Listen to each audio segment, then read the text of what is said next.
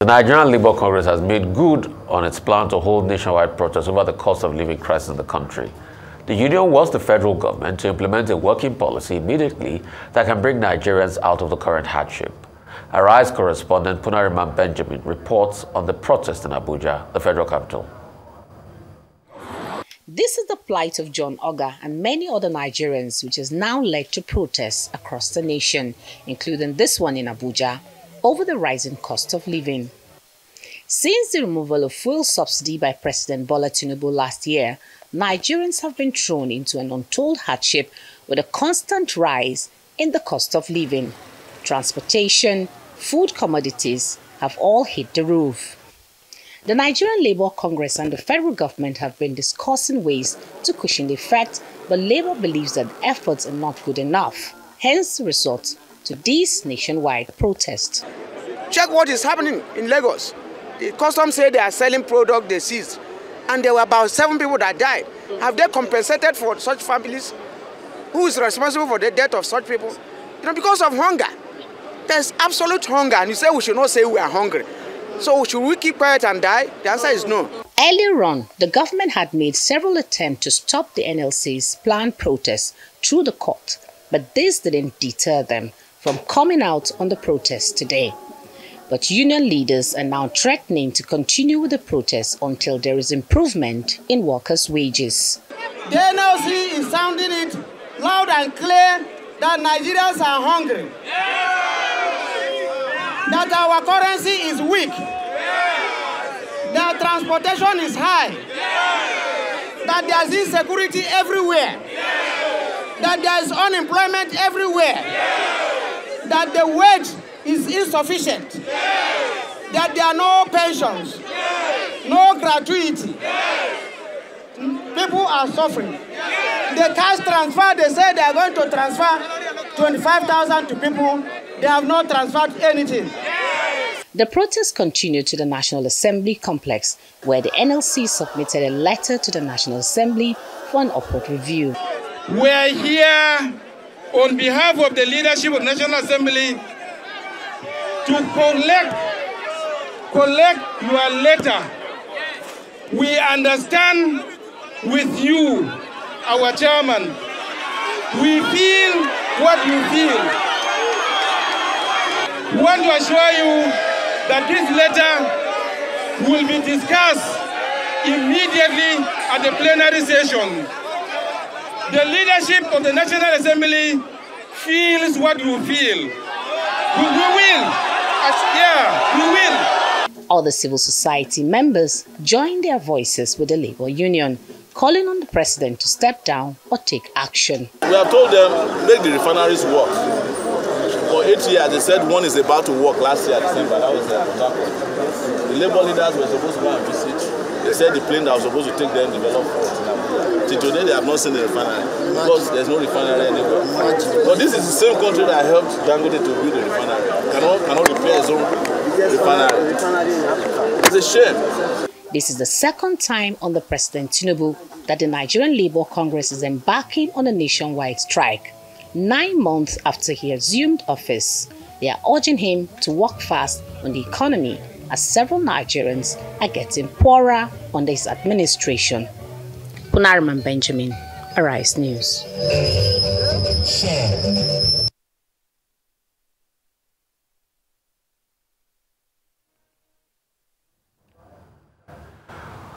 We're now being joined by Kabir Ado Minjibir, Deputy President, Nigerian Labour Congress. Great to have you.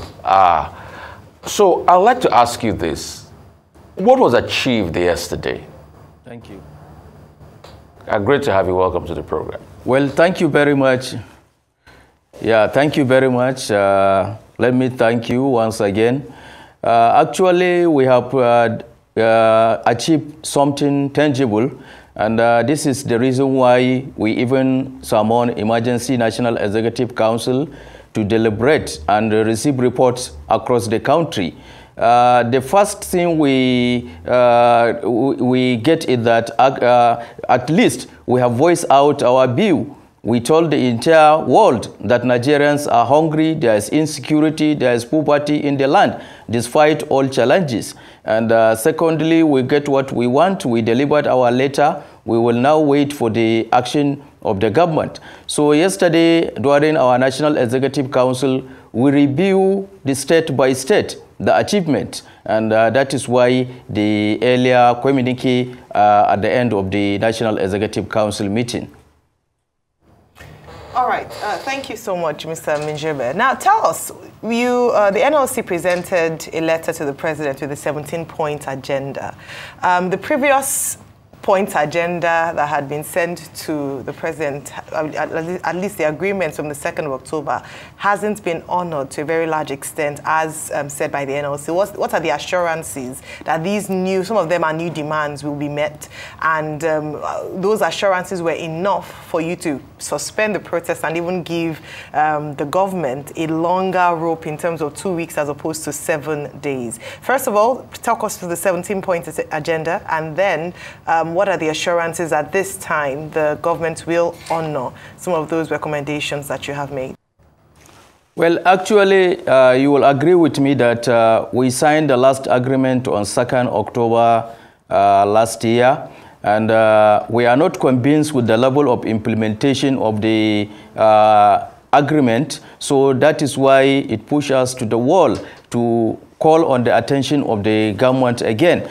And you will agree with me that from the time we signed the agreement of October to date, there are new challenges. And those challenges include the rising cost of living in the country. And that necessitated the NLC to look for other demands apart from what we signed in October last year. And also, you are aware that we had 2 meetings between the federal government and the organized labor at the instance of the Secretariat of the Government of the Federation, where a lot of issues were discussed. And in attendance were some ministers. And among the ministers are the Minister of Agriculture, Minister of Budget and Planning, and Minister of Finance, who made their presentations on what we have. But what we are saying is that not what we have on the table, but we need action this time around. They gave us assurances, and yesterday we were together with the Chairman House Committee on Agriculture and Chairman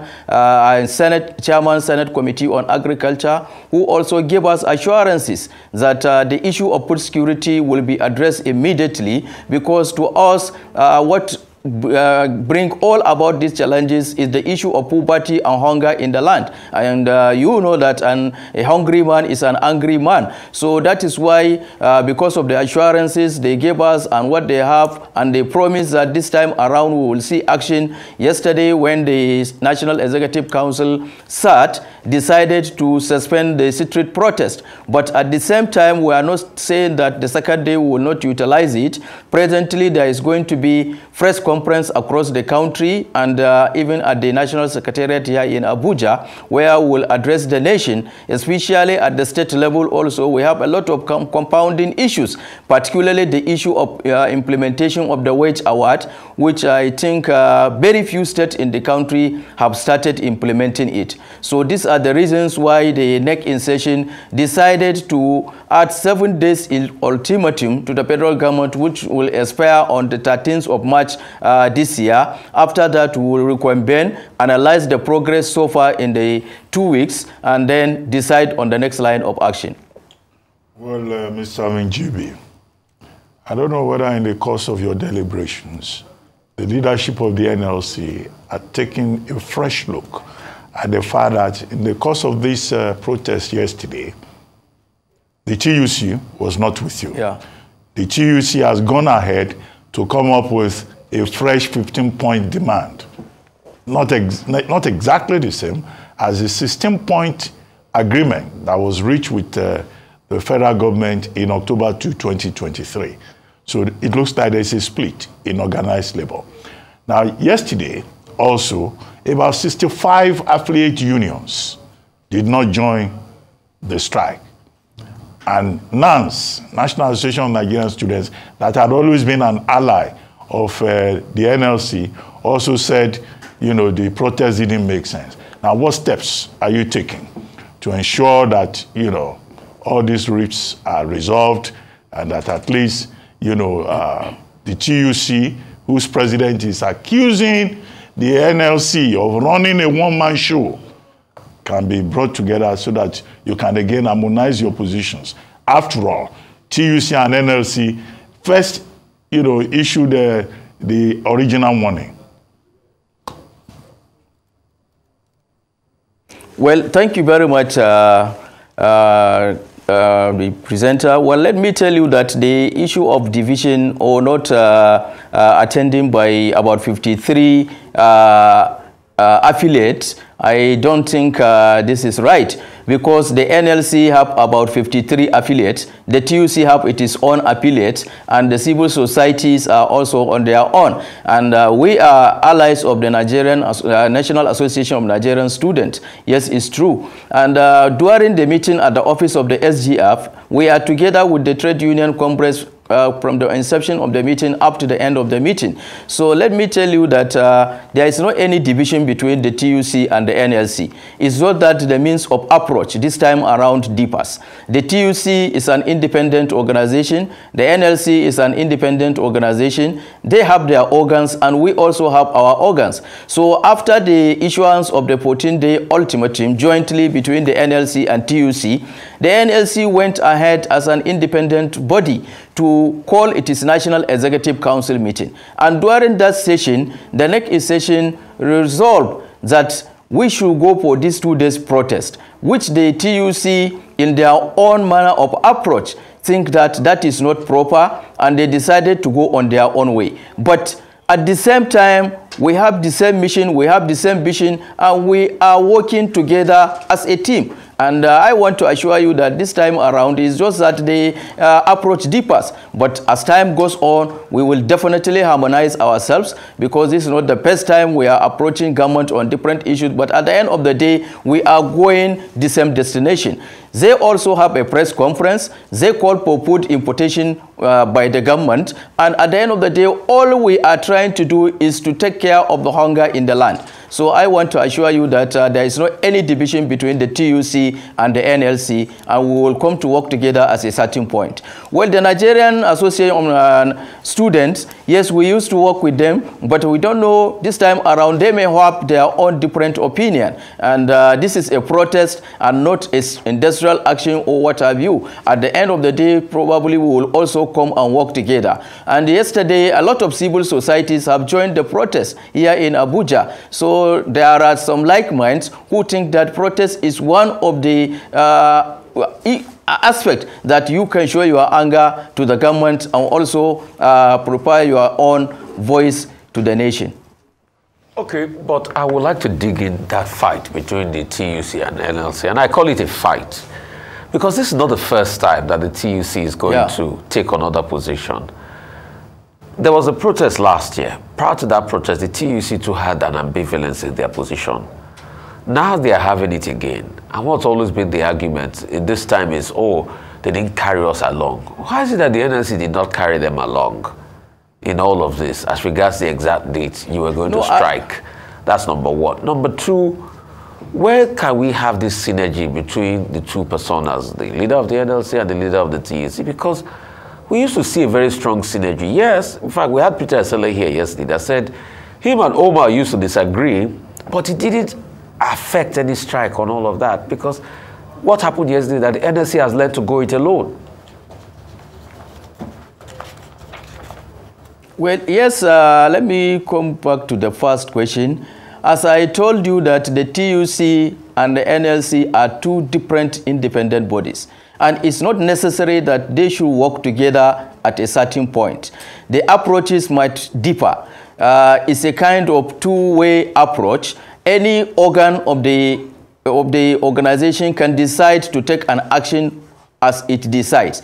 The TUC has its own members of the National Executive Council, and they are free to sit down and decide on what to do. The NLC also is like that. Sometimes we used to have a joint National Executive Council, and once we have that kind of joint National Executive Council, at the end of the day, we will have a joint press release and say our mind. And I want to assure you, as I said, this is an internal issue, and we are at the verge of reconciling ourselves so that we can synergize, because we all believe that we have the same vision, we have the same mission, and there is nobody that is doing it for his personal interest. So I want to assure you that by the grace of God, we will harmonize our differences. Once there is a national issue that needs the attention of both parties, we will try to jointly have a National Executive Council meeting so that we will be on the same pace. And the second question is the issue of carrying everybody along. I think we will also try to reach out to each and everybody so that next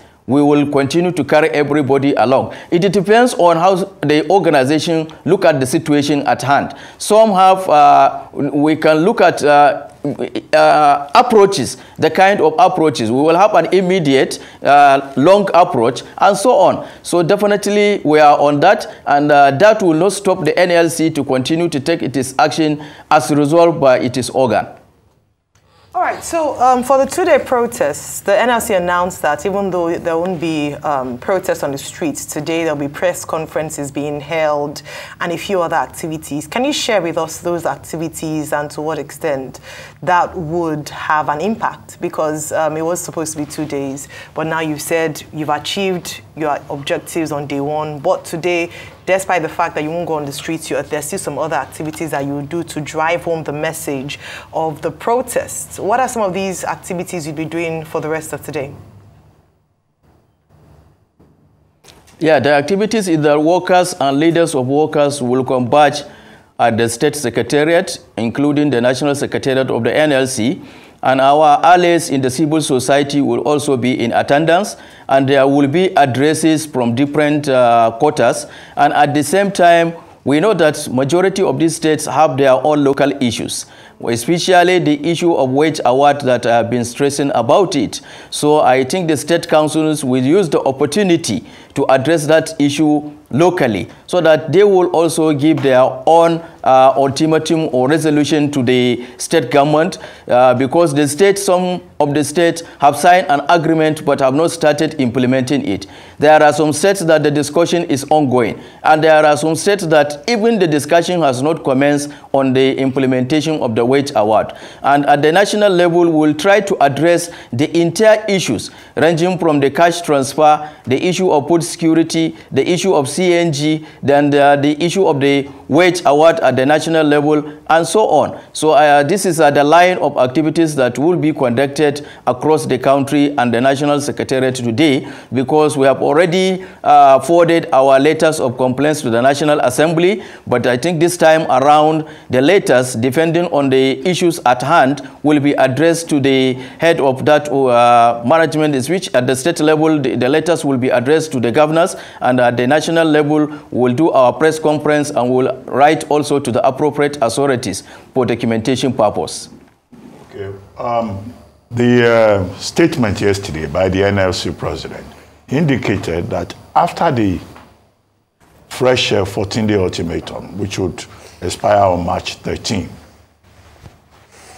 if the president, yes, if the government does not implement the 16-point agreement of October 2, 2023, then Labour will be forced to take further action.